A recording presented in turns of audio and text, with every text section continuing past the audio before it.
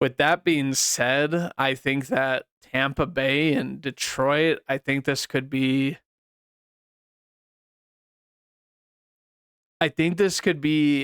somewhat of a tough challenge for Tampa Bay in the sense that, like, yes, they're primarily a passing team, but I I just don't the amount of I mean, I do think White is a good piece at running back. I just don't think they fully know how to harness him or have the O line to really dominate for him. He's had games here and there that have been really good. He didn't really do much.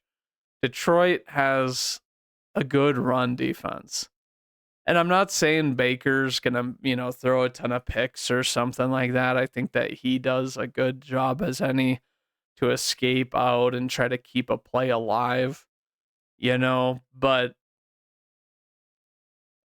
Detroit just went up against like Puka Nakua, and the thing about Tampa Bay to me is their inconsistency this year. So it's why they were 9-8 in the weakest division in football, and they clearly, they won that division, but it was never like, oh, they have this division on lockdown. But thinking about this, I think that Detroit is going to try to run all over Tampa Bay. I think they're going to use Montgomery a lot, and then they're going to plug in Gibbs. You know, I think that Tampa Bay is going to have to throw it, to win it this game, and it just hasn't been convincing to me. Yes, you had Evans with another 1,000-yard season, but you have possibly banged up Godwin, and I just don't think you have very many weapons besides that, like you used to, that are like, oh, we should be scared of this guy. And I think it's a good opportunity for the Lions to show that they can do a good job against, some good wide receivers who don't really have a fallback option that would scorch you and, burn you because of that. I'm going to go with Detroit. With Detroit, they give them a 6.5 point advantage.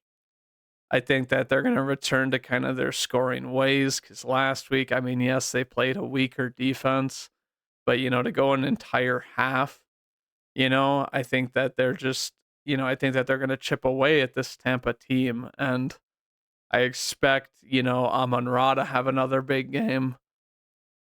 But looking at this, I'm going to say Detroit, and I'm going to say I think Detroit wins 28-20 in this game. I know that's an 8 point difference, but I think that Detroit, I think that stadium's going to absolutely be raucous again. So I think Detroit comes home with a win and they go to their first NFC championship since who knows when, to be honest.